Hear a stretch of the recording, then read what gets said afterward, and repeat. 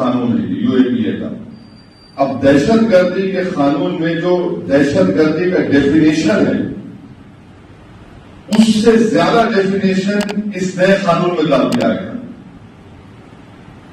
UAPA میں جو definition تھا کہ دہشت گردی کیا ہوگی، اب اس میں انہوں نے کہہ دیا کہ ملک کی معاشیت کو بھی نقصان پہنچانا وہ دہشت گردی ہے.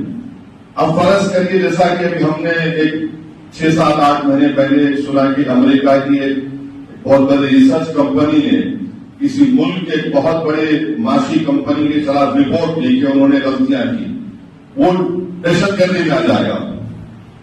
اکنامک سوورنٹی کو اگر آپ نقصان پہنچا رہے، اور دہشت گردی کا ایک مخصوص قانون ہے UAPA میں.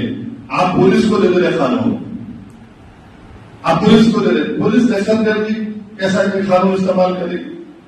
UAPA ہے. اچھا، جو UAPA میں کم سے کم ایک سیف گارڈ ہے وہ کیا ہے کہ اگر 1 مہینے کے بعد آپ کو پولیس کی کسٹڈی اور آپ کو ہونا تو سپرنٹینڈنٹ آف پولیس کورٹ میں جا کر ایفیڈیوٹ دیتا ہے کہ فلاں شخص کی اور ہم کو ضرورت ہے ہماری کسٹڈی میں. یہ UAPA کا قانون. اب پولیس کو جو نیا قانون بنایا گیا اب اس کی بھی ضرورت نہیں ہوگی.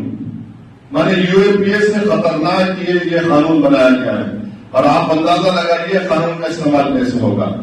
اور پروسیڈ آف کرائم بولیے جس کے تحت کوئی پراپرٹی ہے کسی مجرم کی جن پر دہشت گردی کا الزام، دہشت گردی کے الزام کی ضرورت نہیں ہے کہ بولے کہ نہیں یہ جو ہے یہ مجرم ہے اور یہ ان کی مجرمانہ ان کی حرکتوں سے انہوں نے دولت کمائی ہے، فلاں فلاں چیز یہ ان کی ہے، اس کو نئے قانون میں سیز کر لے سکتے. اور قانون کو سیز کرنے کا جو قانون ہے ملک میں وہ prevention of money laundering act section 5 ہے. وہ یہ بولتا ہے کہ ڈائریکٹر اور ایڈیشنل ڈائریکٹر لکھ کر دے گا